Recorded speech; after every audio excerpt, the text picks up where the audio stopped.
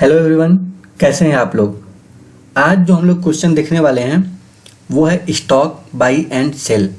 ये बहुत ही famous question है और बहुत सारे कंपनियों के इंटरव्यू में पूछा जा चुका है। अगर मैं आप लोगों को कंपनी टैग्स दिखाऊं तो आप देख सकते हैं Accolite, Amazon, DE Shaw, Directi, Flipkart, Goldman सैक्स, Intuit, MakeMyTrip, Google, Salesforce, Sapient, Swiggy, Walmart, Paytm, Oracle, Ola cabs, Microsoft, यानी कि जितनी भी प्रोडक्ट बेस्ड कंपनी हैं उन सारे के सारे कंपनियों में क्वेश्चन पूछा जा चुका है। और ये एरे बेस्ड क्वेश्चन है। तो जो क्वेश्चन है, पहले हम लोग क्वेश्चन समझते हैं, फिर एज सेम रूल पहले हम लोग थ्योरी देखेंगे, उसके बाद फिर हम लोग कोडिंग करेंगे। The cost of stock on each day is given in an array A of size n. Find all the days on which you buy and sell the stock on that in between those days your profit is maximum.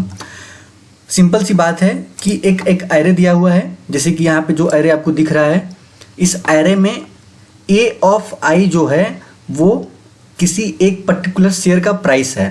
तो जैसे मान लो कि अगर मैं example लूँ इन्फोसिस का, तो इन्फोसिस का 0 डे पे जो शेयर है उसका प्राइस है 100 रुपया, 1 डे पे जो प्राइस है वो उसका प्राइस है 180, सेकेंड डे पे जो प्राइस है 260, 310 पे जो प्राइस है वो है जो 4 डे पे प्राइस है वो है 310।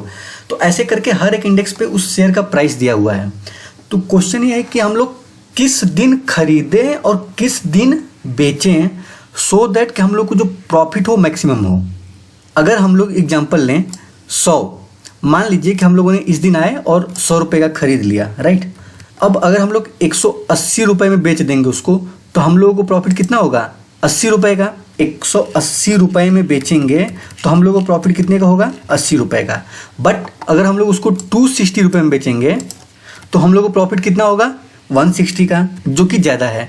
अगर हम लोग उसको 310 में बेचेंगे तो हम लोग को प्रॉफिट और ज़्यादा होगा, 210 का प्रॉफिट होगा। सो हम लोग देख रहे हैं कि अगर हम लोग 100 रुपये में खरीदें तो 310 में बेचेंगे तो हम लोग को मैक्सिमम प्रॉफिट होगा। क्यों? क्योंकि अगर हम लोग अगले दिन देख रहे हैं तो अगले दिन इसका प्राइस 40 रुपीज़ हो जा रहा है। अगर हम लोग उस दिन बेचेंगे तो हम लोग को काफ़ी नुकसान हो जाएगा। तो डेफिनेटली हम लोग जिस दिन प्राइस 40 रुपीज़ है उस दिन तो नहीं बेचेंगे। सो हम लोग को फाइंड आउट करना है कि किस दिन खरीदें। अब खरीदने को हम लोग जब इसका प्राइस 100 रुपया था तभी क्यों खरीदे, 180 में क्यों नहीं खरीदे, है ना। तो किसी भी दिन हम लोग खरीद सकते हैं, किसी भी दिन हम लोग बेच सकते हैं। इस कंडीशन में हम लोग को फाइंड आउट करना है कि हम लोग कौन से दिन खरीदें, कौन से दिन बेचें सो दैट कि हम लोग को मैक्सिमम प्रॉफिट हो। और इसका मल्टीपल सोल्यूशन हो सकता है कि हम लोग इस दिन खरीदें। अब जैसे मान लो कि अगर यहीं पे एग्जांपल जो दूसरा दिन है उसका प्राइस 100 रुपया होता, तीसरा दिन तो उसका भी प्राइस 100 रुपया होता, तो आप इन 3 दिन में किसी भी दिन खरीद लेते और जब प्राइस 310 पहुंचता तो आप बेच देते, तो आपको मैक्सिमम प्रॉफिट हो जाता। तो मल्टीपल पॉसिबल सोल्यूशन है। आप 0 डे पे भी खरीद सकते हैं, 1 डे पे भी खरीद सकते हैं, सेकेंड डे पे भी खरीद सकते हैं। तो आई होप कि आपको क्वेश्चन समझ में आया होगा। आप वीडियो पॉज करके खुद से अपना लॉजिक बिल्ड करने का प्रयास कीजिए, फिर हम लोग एक एक चीज़ ऑब्जर्व करेंगे कि हम लोग सोल्यूशन पे पहुंचे कैसे। तो देखिए, अगर मैं एरे देखूँ, अगर आपको अगर नॉर्मल एक बिहेवियर में अगर पूछा जाए कि कुछ वैल्यूज दिए हुए हैं और आपको पता करना है कि सबसे पहले आप खरीदोगे तभी तो बेचोगे, तो आपको फाइंड आउट करना है कि मुझे मिनिमम प्राइस में सबसे पहले कब मिल रहा है, मिनिमम प्राइस में सबसे पहले कब मिल रहा है। ठीक है, तो मैं इसको ओरिजिनल एरे में कन्वर्ट कर दे रहा हूँ। एक ऑब्जर्वेशन उससे पहले मैं आप लोगों को दिखाना चाहूँगा। अब जैसे मान लो कि हमारे पास क्या है, ये वाला एरे दिया हुआ है। तो अगर हम लोग 678 रुपये में खरीदें, है ना, 678 रुपये में खरीदेंगे तो हम लोग देखो कभी नहीं बेच पाएंगे इसको। क्यों? क्योंकि 456 में बेचेंगे तो भी लॉस होगा, 340 में बेचेंगे तो भी लॉस होगा, 312 में बेचेंगे तो भी लॉस होगा, 298 में बेचेंगे तो भी लॉस होगा और 123 में बेचेंगे तो भी लॉस होगा। मैं चाहता हूँ कि आप लोग वीडियो फॉरवर्ड ना करें, वीडियो को एक एक पॉइंट समझें, क्योंकि अब ये सोल्यूशन ऐसा है कि मैं चाहता हूँ कि सिस्टमेटिक ढंग से आपको इसका आंसर दूँ ताकि आप कभी भी इसका सोल्यूशन भूल ना जाएं, है ना। कभी भी आपके पास सामने एक ऐसा क्वेश्चन आए, एरे देख के बस आपके सामने सॉल्यूशन, उसका जो एल्गोरिदम है वो आपके दिमाग में छप जाए। ठीक है, तो इसके लिए आपको वीडियो फॉरवर्ड नहीं करना है, आपको थोड़ा टाइम स्पेंड करना पड़ेगा। एक ऑब्जर्वेशन तो ऐसा है कि अगर हमारा ये जो एरे है वो डिसेंडिंग ऑर्डर में है, जैसा कि हम लोग यहाँ पे देख रहे हैं, तो हम लोग किसी भी दिन खरीद नहीं पाएंगे। खरीदने को हम लोग 123 के दिन खरीद सकते हैं, जिस दिन इसका प्राइस 120 सबसे लोवेस्ट पे है, बट बेचेंगे कब?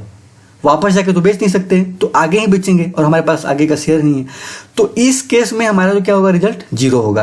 अगर हमारा जो एरे है वो अगर डिसेंडिंग ऑर्डर में है तो उस केस में जो एरे जो वैल्यू होगा, कोई भी दिन आप शेयर खरीद नहीं सकते हैं और कोई भी दिन बेच नहीं सकते हैं। तो हम लोग कैसे पता करें कि किस दिन खरीदेंगे? अब मान लीजिए कि हमारे पास ये एक एरे दिया हुआ है 700, 180, 260, 310, 40, 535, 695। इसमें हम लोग क्या करेंगे, सबसे पहले हम लोग चेक करेंगे जो हमारा करंट एरे ऑफ आई है, यानी कि जो 100 है, क्या ये अपने आगे वाले से ज़्यादा है? क्या ये अपने आगे वाले से ज़्यादा है? अगर ज़्यादा है तो आगे मूव कर जाओ। जैसे इस केस में क्या जो करंट वाला है अपने नेक्स्ट वाले एलिमेंट से ज़्यादा है? ज़्यादा था तो हम लोग बोले कि भाई अगर ये वाला ज़्यादा है, ये वाला अगर छोटा है इससे, तो हम लोग इस दिन शेयर करेंगे। हम लोग 678 वाले प्राइस पे क्यों खरीदेंगे, है ना? हम लोग 456 वाले पे खरीदेंगे, ठीक है। उसी तरीके से अगर यहाँ पे देखेंगे कि ये 100 रुपया है ना, ये जो सेकेंड एलिमेंट है 100 का, जो नेक्स्ट एलिमेंट है 180, वो ज़्यादा नहीं है ना, सॉरी वो ज़्यादा है, छोटा नहीं है, 100 से छोटा नहीं है, यानी कि 100 से बड़ा है 180। यानी कि हमको ये तो पता चल गया कि भाई कि इस जो अगला दिन है उस दिन शेयर बढ़ रहा है, प्राइस घट नहीं रहा है, शेयर का जो प्राइस है वो बढ़ रहा है। तो हम लोग क्या करेंगे, इसी दिन खरीद लेंगे शेयर, है ना, क्योंकि हम लोग को पता है, हम लोग को पता चल गया कि इसके आगे वाला जो एलिमेंट है इससे बड़ा है, ये इससे बड़ा है, तो हम लोग इसी दिन शेयर खरीद लेंगे और इस दिन बेच देंगे, ठीक है। अब मान लीजिए कि हमने जो है शेयर कितने में खरीद लिया, जो हमारा जो हमने खरीदा है शेयर वो हमने 100 रुपये में खरीद लिया, ठीक है। अब आते हैं 180 पर। तो अब हम लोग को डिसाइड करना है कि 180 पे बेचेंगे कि 260 पे बेचेंगे कि 310 पे बेचेंगे कि 40 पे बेचेंगे। कब हम लोग बेचेंगे ताकि हम लोगों को मैक्सिमम प्रॉफिट हो। इस केस में हम लोग क्या चेक करेंगे कि जो हमारा जो करंट एलिमेंट है वो क्या अपने पिछले एलिमेंट से बड़ा है। अगर बड़ा है तो हम लोग बढ़ा देंगे, ठीक है, हम लोग अपने नेक्स्ट इटरेशन को बढ़ा देंगे, चेक करेंगे क्या हो सकता है कि हमको आगे और ज़्यादा मिल जाए, ठीक है। अब देखिए, तो हम लोग 180 पे थे, 100 से बड़ा है तो आई को हम लोग बढ़ा देंगे। आई कहाँ पे आ जाएगा, 260 पे। आई मतलब आई आप एक इंडेक्स ले सकते हो जो हमारा 0 से स्टार्ट होके n तक जाएगा, और मान लीजिए कि अभी हमारा 0 1 2 2 पे है, तो आई जब 2 है तो 260 पे है। जब 260 पे है तो हम लोग डेफिनेटली कर सकते हैं कि 180 पे बेचते तो उससे ज़्यादा हमको प्रॉफिट होता, लेकिन 260 अभी भी 180 से बड़ा है, तो हम लोग क्या करेंगे कि और एक बढ़ा देंगे। तो कहाँ पे आ जाएगा, 310 पे। जब 310 पे आएगा, क्योंकि ये 260 से बड़ा है, तो हम लोग को पता है कि हमने तो 100 रुपये में ही खरीदा है, वो हम लोगों ने बाई वाला पोजीशन ऑलरेडी होल्ड करके रखा हुआ है। हम लोग क्या करेंगे कि 310 पे बेचेंगे, लेकिन 310 से बेचने से पहले हम लोग चेक करेंगे क्या इससे आगे एक और एलिमेंट है। तो जब हम लोग 40 पे आएंगे तो ये तो 310 से छोटा हो गया, बट क्यों, क्योंकि अगर जब हम लोग यहाँ पे आएंगे चेक करेंगे इसके पहले वाले से, तो 310 से क्या है, ये छोटा है, तो हम लोग डेफिनेटली इस पे तो नहीं बेचेंगे। क्यों, क्योंकि हमको पता चल गया कि भाई अगर हम लोग 310 पे बेचेंगे तो हमको मैक्सिमम प्रॉफिट होगा। क्यों, क्योंकि जो हम लोगों का बाइंग पॉइंट है उसके बाद जो सबसे मैक्सिमम वैल्यू है वो है 310, है ना, वो है 310। तो हम लोगों ने क्या किया कि यहाँ पे सेलिंग पॉइंट कहाँ बना दिया, 310 पे सेलिंग पॉइंट बना दिया, ठीक है। अब हम लोग क्या करेंगे, 310 पे सेल कर दिए, लेकिन जैसे ही हमको 40 पे मिलेगा तो हम फिर खरीद लेंगे। लेकिन कब खरीदेंगे, जब हम लोगों को क्या हम लोग चेक करना पड़ेगा। जैसे हम लोगों ने यहाँ से स्टार्ट किया था कि अगर 100 है तो 180 उससे छोटा होगा तभी हम लोग आई को मूव करेंगे। तो 40 से अगर 530 छोटा है तभी हम लोग मूव करेंगे, नहीं तो उसी दिन शेयर खरीद लेंगे। तो हम लोग 40 पे फिर से शेयर खरीदेंगे, है ना, 40 पे फिर से शेयर खरीदेंगे। और अब जब 40 पे शेयर क्यों खरीदे, क्योंकि 40 के आगे वाला जो एलिमेंट है वो 40 से बड़ा है, यानी कि अगर हम लोग 40 पे खरीदेंगे और उस नेक्स्ट डे पे सेल करेंगे तो हम लोगों को प्रॉफिट होगा। हम लोग को ये बात पता चल गया, है ना, हम लोग को बात पता चल गया। अब हम लोग कहाँ पे हैं, 535 पे। हम लोग को सेलिंग पॉइंट कितना मिल गया है 40, तो हम लोग 535 पे बेच सकते हैं, हम लोग को प्रॉफिट होगा। बट हम लोग को फाइंड आउट करना पड़ेगा कि क्या जो नेक्स्ट एलिमेंट है वो 535 से बड़ा है। अगर बड़ा है तो यानी कि हम लोग उस दिन बेचेंगे। 535 पे क्यों बेचें, उस दिन तो लॉस हो जाएगा, है ना। तो हम लोग 695 पे मूव कर जाएंगे। जैसे ही हम लोग 695 पे मूव करेंगे तो हमारा ये एरे ऑफ इंड हो गया। जब जैसे ही एरे ऑफ इंड हो जाएगा तो हम लोग इसके आगे नहीं मूव कर सकते, तो इसे हम लोग चेक नहीं कर पाएंगे। तो 695 जो हो गया वो इस वाले एलिमेंट से बड़ा है, इसलिए हम लोग 695 पे मूव कर जाएंगे और 695 पे हम लोग सेल कर देंगे।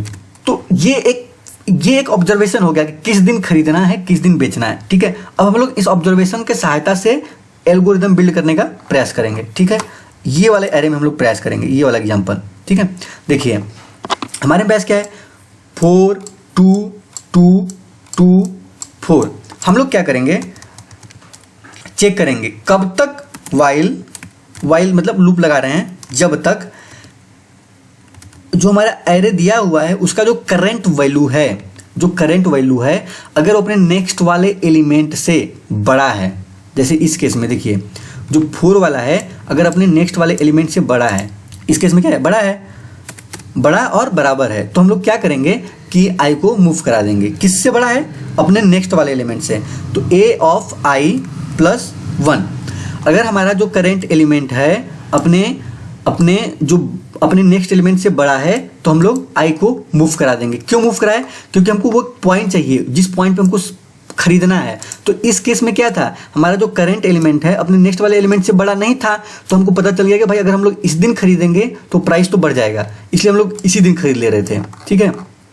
इस केस में क्या हो रहा है कि हमारा जो 4 है वो अपने नेक्स्ट एलिमेंट से बड़ा है, तो हमको पता चल गया कि भाई इससे कम प्राइस का शेयर अवेलेबल है, तो हम लोग उस दिन खरीदेंगे, इस दिन क्यों खरीदेंगे, है ना। तो हम लोगों ने आई को बढ़ा दिया, अब हम लोग इस 2 पे आएंगे। फिर हम लोग जो करंट एलिमेंट है अपने नेक्स्ट एलिमेंट से बड़ा या फिर बराबर है, तो हम लोग बराबर के केस में भी मूव कर दे रहे हैं। उस दिन भी खरीद सकते हैं लेकिन बराबर के केस में मूव कर दे रहे हैं। तो यहाँ पे आएगा आई, फिर यहाँ पे आएगा आई। जब यहाँ पे आएगा आई, करंट एलिमेंट क्या है 2 और उसका जो नेक्स्ट एलिमेंट क्या है 4, तो यानी कि ये जो हमारा करंट एलिमेंट है उससे जो आगे वाला एलिमेंट है वो बड़ा है, यानी कि ये वाला छोटा है, तो हम लोग इस दिन खरीद लेंगे। तो हमारा जो हमारा एक डे बनेगा वो कौन सा डे बनेगा, 0 1 2 3, यानी कि हम लोग 3rd वाले डे पे खरीद सकते हैं, है ना। अब बेचेंगे कब, तो अब ऐसा हो सकता था कि यहाँ पे भी 2 होता, तो इस केस में तो हम लोग कभी बेच ही नहीं पाते क्योंकि 2 रुपए का तो हम लोग खरीदे थे। तो अगर आई बढ़ाते बढ़ाते, ये एक ऑब्जर्वेशन है, देखिएगा आई बढ़ाते बढ़ाते आई इज इक्वल टू, अगर बढ़ाते बढ़ाते n-1 तक पहुंच जा रहा है तो हम लोग को क्या कर देना है, लूप ब्रेक कर देना है, ठीक है। अब अगर ब्रेक नहीं हुआ, मतलब आई n-1 तक नहीं पहुंचा, इसका मतलब यहाँ पे क्या था, एक हमारे पास अभी भी कुछ ना कुछ तो वैल्यू बचे हैं जो मुझे इटरेट करने हैं, है ना। जो कुछ ना कुछ तो वैल्यू जो अभी भी बचे हुए हैं वो इटरेट करने हैं, तो हम लोगों ने ब्रेक कर दिया। अब हम लोग फाइंड आउट करेंगे। अब मान लीजिए कि इसके आगे ऐसा होता 7 8 10, तो हम लोग को पता करना होता है कि हम लोग इसको 4 पे बेचें कि 7 पे बेचें कि 8 पे बेचें कि 10 पे बेचें। वाइल चेक करेंगे कि जो करंट एलिमेंट है वो पिछले वाले एलिमेंट से बड़ा है, तो हमारा जो करंट एलिमेंट है ए ऑफ आई, अगर ये पिछले वाले एलिमेंट से बड़ा है या बराबर है, ठीक है। तो हमारा जो करंट एलिमेंट क्या था 4, इसका पिछला वाला एलिमेंट क्या है 2, है ना 2। तो हम लोग क्या करेंगे, इस 4 को चेक करेंगे कि पिछले वाले से बड़ा है कि नहीं, तो बड़ा है तो हम लोग आई को बढ़ा देंगे, ठीक है, आई को बढ़ा देंगे। अब आई पहुंच गया कहाँ पे 7 पे, अभी भी 7 अपने पिछले वाले एलिमेंट से बड़ा है, तो 7 को फिर भी हम लोग आई को बढ़ा देंगे 8, है ना। अभी 8 पे आएगा। अब मान लो कि यहाँ पे होता है आपका, यहाँ पे आपका 4 हो जाता, मान लो 8 के बाद 4 होता, तो आई की वैल्यू बढ़ के कहाँ जाती 4 पे। तो 4 अपने 8 से बड़ा नहीं है, तो हम लोग का जो सेलिंग पॉइंट होता है वो कौन सा इंडेक्स होता है, इस 8 पे हम लोग सेल कर देते हैं। तो 0 1 2 3 4 5 6 7, तो हम लोग 7 इंडेक्स पे हैं, तो हम लोग जो i-1 यानी कि जो 6 वाला इंडेक्स है वो हमारा पार्ट ऑफ सोल्यूशन हो जाता है, ठीक है। तो हम लोग 3rd डे पे खरीदेंगे और 6th डे पे बेच देंगे। 0 1 2 3 इस दिन पे खरीदेंगे, 4 5 6 6 वाले डे पे सेल कर देंगे। अब आते हैं 4 पे, हमारा इंडेक्स 4 पे था, है ना, तो 4 पे आएगा। अच्छा, अब 4 पे आने के लिए क्योंकि हम लोग देखो यहाँ पे तो लूप ब्रेक कर दिए थे, तो इस पूरे को फिर से हम लोग को एक वाइल लूप में डालना पड़ेगा, है ना, ताकि वो पूरा एरे तो इटरेट हो जाए, n-1 तक लेके चलना पड़ेगा, ये वाला एरे, ये वाला जो लूप है, क्योंकि हम लोगों ने i को एक घटा के सोल्यूशन का पार्ट बना दिया था। अभी हमारा जो i इक्वल टू n-1, क्योंकि इसके बाद भी तो एरे बचा हुआ है, तब तक हम लोग i का इंक्रीमेंट करते रहेंगे जब तक हम लोग i इक्वल टू n-1 तक पहुंच ना जाए। क्यों? क्योंकि अभी हमारा i कहाँ पे है, 7 पे है, और i की वैल्यू कहाँ तक जा सकती है, 8 तक जा सकती है। अब जैसे ही 4 पे आओगे आप, हम लोग कौन से पोजीशन पे हैं, 7th पोजीशन पे, 7th इंडेक्स पे हैं हम लोग, तो 7th इंडेक्स पे वैल्यू क्या है, 4, और ये अभी हम लोग पूरा एरे इटरेट नहीं हुआ है, तो हम लोग चेक करेंगे कंडीशन, इसीलिए हम लोगों ने ये वाइल लूप ऐड किया था ताकि हम लोग सारा एरे इटरेट कर ले। तो ये जो वाइल लूप है वो आउटर मेक श्योर करने के लिए है कि हम लोग पूरे एरे पे इटरेट कर लें, है ना। तो अभी हमारा जो 7th इंडेक्स पे है, और हमारा जो टोटल लेंथ है 9 - 1 8, तो अभी भी हमारा जो ये कंडीशन सेटिस्फाई हो जाएगा, हम लोग अंदर आ जाएंगे, है ना। अब जब अंदर हम लोग आ जाएंगे तो हम लोग क्या करेंगे कि हम लोग चेक करेंगे कि जो हमारा करंट एलिमेंट है दैट इज 4, है ना, अपने क्या नेक्स्ट एलिमेंट से बड़ा है, बड़ा नहीं है, तो हम लोग i की वैल्यू इस वाले वाइल लूप में नहीं जाएंगे। क्यों? क्योंकि बड़ा ही नहीं है, तो हम लोग ये तो पता चल गया कि बड़ा नहीं है, लेकिन हम लोग को एक और चेक करना पड़ेगा, क्या हम लोग एरे के एंड में पहुंच चुके हैं। तो अगर मान लीजिए ये 10 होता ही नहीं, तो हम लोग एरे के एंड में होते, तो हमको सोल्यूशन नहीं मिलता, तो हम लोग ब्रेक कर जाते, तो ये भी कंडीशन सेटिस्फाई नहीं होगा। क्यों? क्योंकि i की वैल्यू क्या है 7, n-1 की वैल्यू क्या है 8, तो ये बराबर नहीं है, तो ये ब्रेक नहीं होगा। अब हम लोग इस वाले पोजीशन पे खरीद लिए, है ना, 4th वाले पोजीशन पे खरीद लिए 7th वाले इंडेक्स पे, तो हम लोग बेचेंगे तो नेक्स्ट इंडेक्स पे बेचेंगे, है ना। तो हम लोगों को यहाँ पे आने के बाद वो जो i++ है उसको बढ़ा देना पड़ेगा, है ना, तो हम लोग उसको यहाँ पहुँचा देना पड़ेगा 10 पे। अभी हमारा जो i हो 10 पे पहुँच जाएगा, ठीक है। अब हम लोग i को वैल्यू बढ़ा दिए, वो कहाँ पे आ गया 10 पे। अब हम लोग चेक करेंगे क्या जो हमारा करंट एलिमेंट है अपने पिछले एलिमेंट से बड़ा है, तो देखिए जो हमारा करंट एलिमेंट है वो अपने पिछले एलिमेंट से बड़ा है। तो इस केस में हम लोगों ने ऑलरेडी 7th पोजीशन पे खरीद लिया था, इस केस में हम लोग लूप के अंदर जाएंगे और i की वैल्यू बढ़ाएंगे। तो i की वैल्यू बढ़ाएंगे तो i की वैल्यू हो जाएगी 8, है ना, सॉरी i की वैल्यू हो जाएगी 9, क्योंकि हम लोगों ने यहाँ से ऑलरेडी 7 से 8 कर चुके थे। अब i की वैल्यू हो जाएगी 9, तो 9 तो अच्छा, अब अगर 9 हो गया, यहाँ पे अगर आप आओगे a ऑफ i में आओगे आप, तो a ऑफ 9 आपको नहीं मिलेगा, एरे इंडेक्स ऑफ बाउंड आएगा। तो आप लोग यहाँ पे एक और कंडीशन लगाना पड़ेगा, इसलिए मैंने बोला था कि आप ये वीडियो पूरा देखिए, एक ही धीरे धीरे हर रिक्वायरमेंट के हिसाब से एल्गोरिथम बिल्ड होगा, ठीक है। अभी हम लोगों को चेक करना पड़ेगा कि हमारा जो करंट i है वो n से छोटा होना चाहिए, एंड तब हम लोग को चेक करना है कि a ऑफ -1 से बड़ा है कि नहीं। उसी तरीके से जब हम लोग यहाँ पे a ऑफ i+1 चेक करें, हम लोग करंट पे होके करंट से ज़्यादा चेक कर रहे हैं, तो हम लोग क्या करेंगे कि यहाँ पे a जो हमारा करंट i है उसका जो वैल्यू है वो छोटा होना चाहिए किससे, n-1 से, तभी हम लोग आगे बढ़ेंगे, तभी हम लोग चेक करेंगे कि a ऑफ i+1 से बड़ा है कि नहीं है। तो ये दोनों कंडीशन जो एक्स्ट्रा मैं ऐड कर रहा हूँ, और i++1, इसीलिए मैंने यहाँ पे एक एग्जांपल लिया था एक्स्ट्रा 4 10 करके, ठीक है। तो आई होप कि आपको धीरे धीरे सब सिस्टमेटिक ढंग से समझ में आ रहा होगा। अभी हम लोग कहाँ पे थे, यहाँ पे थे, i की वैल्यू हम लोग बढ़ा दिए थे 9, तो जब 9 पे हम लोग जाएंगे तो ऐसा कुछ है ही नहीं है, तो डेफिनेटली हमको जो 10 मिला है वो हमारा सेलिंग पॉइंट है। तो हम लोग क्या करेंगे, i माइनस करके उसको सोल्यूशन का पार्ट बना देंगे। तो 7 पे खरीदे और i का वैल्यू करंट वैल्यू 9 है, और 8 पे हम लोग सेल कर देंगे, और हम लोग लूप के बाहर आ जाएंगे।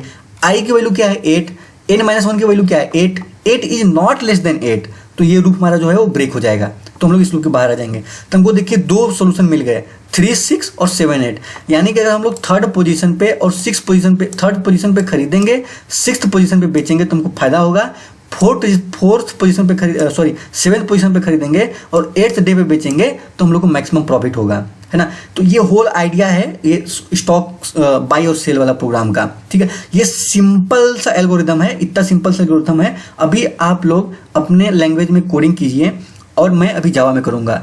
Let's move to the coding part. अभी हम लोग मूव करते हैं, तो देखिए हम लोग क्या रिटर्न करना है, एरे लिस्ट इंटीजर।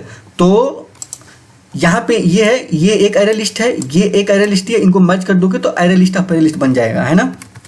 तो सेम की करना है, array list of integer result is equal to new array list. अब मान लीजिए कि हमारा जो एरे दिया है उसका लेंथ एक ही है। अगर हमारा जो लेंथ एक ही है, मतलब उसमें केवल एक ही एलिमेंट है, एक ही, तो हम बस तो एक ही एलिमेंट दिया हो तो ना आप खरीद सकते हैं ना बेच सकते हैं। खरीद तो सकते हैं लेकिन बेचेंगे कब? तो उस केस में क्या करोगे आप? उस केस में कोई भी प्रॉफिट नहीं होगा। तो कोई भी प्रॉफिट नहीं होगा तो जो हमारा रिजल्ट है वो सिंपल रिटर्न कर दीजिए, है ना। कोई प्रॉफिट ही नहीं होगा उस दिन, ठीक है। अब आते हैं इसके, फिर हम लोग क्या करेंगे, सारे एरे पर इटरेट करेंगे। इटरेट करने के लिए हमको क्या चाहिए, एक हम लोग को आई का वैल्यू चाहिए जो 0 पे इनिशियलाइज हो। अब हम लोग क्या करेंगे, वाइल हम लोग चेक करेंगे कि जो हमारा आई है वो n-1 से छोटा है कि नहीं। अगर n-1 छोटा है तो लूप इटरेट करो, यानी कि पूरा एरे इटरेट करो। सबसे पहले हम लोग क्या चेक कर रहे हैं कि जो हमारा जो करंट एलिमेंट है वो अपने नेक्स्ट वाले एलिमेंट से छोटा है कि नहीं, है ना। वाइल जो हमारा करंट एलिमेंट है दैट इज एरे ऑफ आई, वो हमारे नेक्स्ट एलिमेंट से, यानी कि जो एरे ऑफ i+1 से है उससे अगर ये बड़ा है तो हम लोग को मूव कर देना है। तो हम लोग उस दिन खरीदेंगे ना जिस दिन छोटा रहेगा। और ये वाला कंडीशन हम लोग कब चेक करेंगे, जब हमारा जो करंट आई है वो n-1 से छोटा है, तभी हम लोग चेक करेंगे। नहीं तो हम लोग को index out of bound exception आने लगेगा। तो ये भी एक ध्यान देने वाली बात है। अगर ऐसा है तो आई की वैल्यू बढ़ा देते हैं। बढ़ाने के बाद एक कंडीशन ऐसा भी बन सकता है जब हम लोग एरे के एंड में पहुंच जाएं। जैसे हम लोगों ने ये वाला एग्जांपल लिया था, इस केस में क्या था, बड़ा था आई की वैल्यू बढ़ाए, ये क्या था, बड़ा था आई की वैल्यू बढ़ाए, ये क्या था, बड़ा था आई की वैल्यू बढ़ाए, ये क्या था, बड़ा था आई की वैल्यू बढ़ाए, ये क्या था, बड़ा था आई की वैल्यू बढ़ाए। मतलब देख रहे हो, जो भी बड़ा है हम लोग लास्ट में पहुंच गए। तो इस केस में हम लोग अभी सेल ही नहीं कर पाएंगे। तो इस केस में हम लोग क्या करना है, ब्रेक कर देना है। If i is equal to n-1, अगर वो एरे के एंड में पहुंच गया तो ब्रेक कर देना है, ठीक है। हम लोगों ने रिजल्ट में हम लोग को एक एरे लिस्ट चाहिए। अगर इसके बाद अगर यहाँ पे आई का वैल्यू n-1 तक नहीं पहुंचा है तो हम लोगों ने शेयर खरीद लिया है। किस दिन खरीदा है, ith वाले दिन खरीदा है ना। हम लोग उसी दिन ब्रेक कर जा रहे हैं जिस दिन हम लोग को छोटा मिल जा रहा है, अपने करंट एलिमेंट से जिस दिन छोटा मिल जा रहा है उस दिन हम लोग ब्रेक कर जा रहे हैं, है ना। तो सॉरी, जिस दिन को बड़ा मिल जा रहा है उसी दिन हम लोग ब्रेक कर जा रहे हैं। तो हमको पता चलेगा कि ith के दिन हम लोग सेल जो शेयर है वो हम लोग खरीद चुके हैं। तो हम लोग का रिजल्ट का पार्ट हो जाएगा। तो इस टाइम पे हम लोग को पता है कि हमको रिजल्ट मिल चुका है। एक दिन तो मिल गया जिस दिन हम लोग खरीदेंगे और बेचेंगे। तो फिर हम लोग को एक एरे लिस्ट लेना पड़ेगा। हम लोगों ने एरे लिस्ट ले लिया। इसमें हम लोग क्या करेंगे, टेम्प डॉट ऐड, क्या ऐड करेंगे, आई, है ना, आई ऐड करेंगे। उस दिन हम लोगों ने खरीद लिया है, जो ith दिन है उस दिन हम लोगों ने खरीद लिया है। तो बेचेंगे तो अगले दिन बेचेंगे, उसके लिए हम लोगों ने आई की वैल्यू बढ़ा दी है कि अब जब बेचेंगे हम लोग आई की वैल्यू अगले दिन बेचेंगे, तो हम लोग उस दिन बेच देंगे, ठीक है। अब आते हैं यहाँ पे। अब देखिए कि हम लोग क्या चेक करेंगे कि हम लोग उस दिन जिस दिन आई की वैल्यू है, अभी हम लोग जिस दिन पे हैं, आई जिस दिन पॉइंट कर रहा है उस दिन भी बेच सकते हैं। लेकिन हो सकता है कि वो प्रॉफिट जो दे हमको मैक्सिमम ना दे। तो हम लोग को चेक करना पड़ेगा जो हमारा करंट ऑफ आई है, यानी कि जो हमारा करंट ऑफ आई है अगर वो अपने प्रीवियस आई से बड़ा है, प्रीवियस वाले एलिमेंट से बड़ा है, तो उसको आई को बढ़ाते रहो। आई को तब तक बढ़ाओगे जब तक आई की वैल्यू लेस देन n ना हो जाए, तब तक ये चलता रहेगा। अब देखिए यहाँ पे हम लोग 100 रुपये में खरीदे थे, 180 पे आए हमारा, जो हम लोग 180 पे मुझे सेल करना है। तो हम लोग को हो सकता है कि 180 पे मैक्सिमम प्रॉफिट ना मिले। तो हम लोग चेक करेंगे जो हमारा करंट आई है वो अपने पिछले वाले आई से बड़ा है, तो इस दिन बड़ा है तो हम लोग एक दिन बढ़ा देंगे मेक श्योर करने के लिए। क्या पता मुझे अगला वाला इससे बड़ा मिल जाए। तो हम लोग 260 पे आ गए, 260 पे आ गए तो 180 से बड़ा है तो हम लोग फिर बढ़ा देंगे 310 पे। जब 310 को चेक करेंगे अपने पिछले वाले से बड़ा है तो हम लोग फिर बढ़ा देंगे आई की वैल्यू। अभी यहाँ पे जो 40 है वो 310 से बड़ा नहीं है, लेकिन हम लोग आई की वैल्यू कहाँ पे है, 40 पे। बेचना कहाँ पे है, उसी पिछले दिन पे, है ना। तो हम लोग यहाँ पे जो हमारा जो रिजल्ट होगा, जो हम लोग टेम्प में ऐड करेंगे, टेम्प डॉट ऐड करेंगे, वो हम लोग क्या ऐड करेंगे, i-1 ऐड करेंगे, उसी पिछले दिन बेचेंगे, है ना। तो ये हमारा टेम्प है। अभी ये जो टेम्प है ये हमारा एरे लिस्ट है, यानी कि किस दिन हो सकता है कि जो एरे उसका लेंथ बहुत ज़्यादा हो तो मतलब जैसे ये वाला था, यहाँ पे हम लोगों ने क्या किया था, तीसरे दिन खरीदा था, छठवें दिन बेच दिया था। फिर हम लोग 7वें दिन खरीदेंगे, 8वें दिन बेचेंगे, तो उसको भी हम लोग को स्टोर करके रखना पड़ेगा। तो हम लोग रिजल्ट डॉट ऐड में टेम्प को ऐड कर देंगे। टेम्प बेसिकली क्या रिप्रेजेंट कर रहा है, किस दिन खरीदे, किस दिन बेचे। इस तरीके से आप बहुत सारे दिन खरीद सकते हैं, बहुत सारे दिन बेच सकते हैं। तो उस केस में हम लोगों ने रिजल्ट में ऐड करते जा रहे हैं। फाइनली हम लोग क्या कर देंगे, रिजल्ट को रिटर्न कर देंगे। हमारे पास जो सोल्यूशन है वो आ चुका है। तो हम लोग एक बार कंपाइल करके देख लेते हैं। हम लोग को एक एरे मिला हुआ है, तो here we have miss the return statement, तो वो लिख लेते हैं। और i++ के बाद हम लोगों ने कॉमा लगाना भूल गए हैं। फिर से कंपाइल कर लेते हैं। देखिए, जब भी प्रोग्रामिंग करें ना तो ध्यान रखें कि जब आप लोग प्रोग्रामिंग हम लोग कर रहे हैं तो हम लोग एरे का जो ये सब जो छोटे मोटे जो इशू है ना वो सब ना आए, मतलब वाइल राइटिंग द प्रोग्राम। देखिए, जैसे मैंने यहाँ पे AAR लिख दिया है तो इसको ARR कर देते हैं, है ना। Again we got array, so A of i+1, line number 55 ARR। Make sure ये सब मिस्टेक आप ना करें। तो हम लोग को 1 आउटपुट मिल गया, यानी कि जो हम लोगों को जो चाहिए था एक वो आउटपुट मिल चुका है। 1 मतलब कि करेक्ट आउटपुट है, 0 मतलब करेक्ट आउटपुट नहीं है, ठीक है। सबमिट करके देख लेते हैं। तो देखिए, सारे टेस्ट केसेस पार हो गए हैं, प्रॉब्लम सॉल्व सक्सेसफुली। तो आई होप आपको थ्योरी पार्ट और कोडिंग पार्ट दोनों पैरेलली समझ में आया होगा, और आप लोग ऐसे ही इंटरव्यू की तैयारी करते रहिए। और ऐसे क्वेश्चंस का आंसर देखने के लिए जो इंटरव्यू में पूछे जा चुके हैं, हमारे चैनल को सब्सक्राइब कीजिए, अपने दोस्तों के साथ शेयर कीजिए, and enjoy the coding. Bye bye, take care.